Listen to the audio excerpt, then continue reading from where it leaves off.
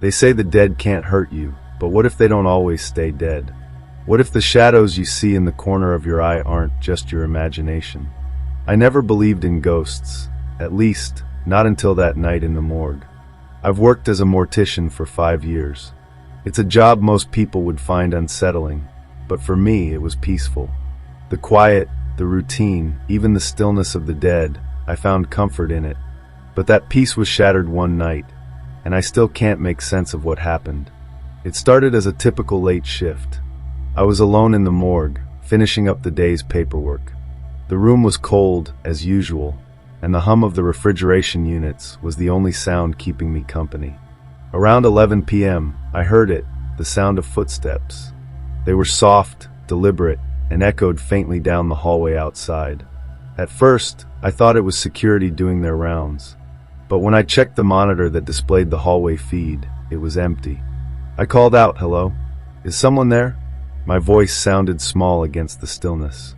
There was no response. I tried to shake it off. Night shifts can mess with your mind. You start hearing things, imagining things. But a part of me couldn't let it go. The sound was too real, too deliberate. By midnight, I had mostly forgotten about the footsteps. I was logging the details of a John Doe who'd been brought in earlier that day. He had no ID, no family to claim him, just a body to catalog and a name to forget. I remember pausing for a moment, staring at his file, and feeling a strange sense of unease. Then I heard it again. Footsteps. But this time, they were coming from inside the morgue. I froze. My pen slipped from my hand and clattered onto the table.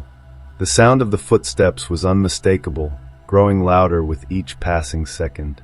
I turned around, and my heart nearly stopped. There, at the far end of the room, stood a man in a hospital gown. His skin was pale, his eyes hollow, and his expression blank. He didn't move, didn't make a sound. He just stood there, staring at me. I opened my mouth to speak, but no words came out. Finally, I managed to stammer, "Sir, you're not supposed to be here. Are you lost?" No response. Just silence. I blinked, and he was gone. I stood there, heart pounding, staring at the empty space where he'd been. My rational mind tried to explain it away. Maybe I was overtired. Maybe it was a trick of the light. But deep down, I knew what I'd seen. I checked the security monitors again. Nothing. The hallway was empty, and there was no sign of anyone entering the morgue. But something compelled me to check the body drawers. When I pulled open the drawer that held the John Doe, I nearly dropped it. The man lying there was wearing the same hospital gown as the figure I'd just seen. My mind was racing. How was this possible?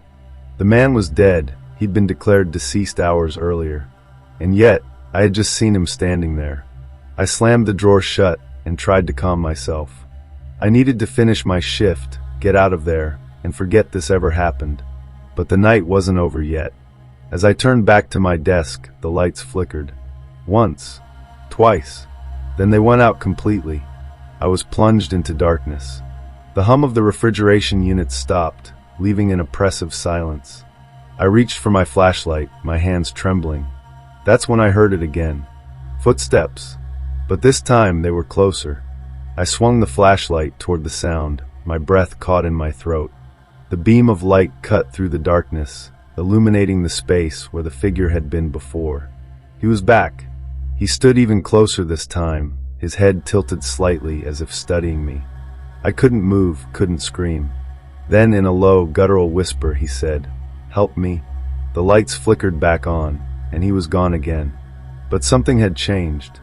One of the body drawers was open, the metal door hanging slightly ajar. I hesitated, every instinct screaming at me to leave. But something compelled me to approach the drawer. Slowly, I pulled it open.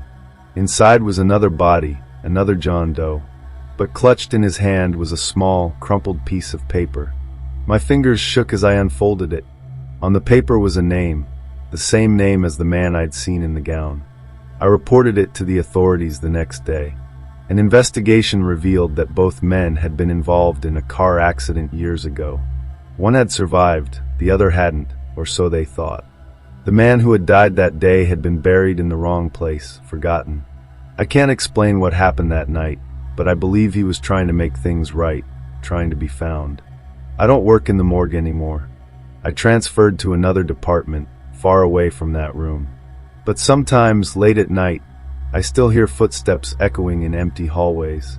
And every time I do, I wonder if he's still out there, waiting for someone to notice him.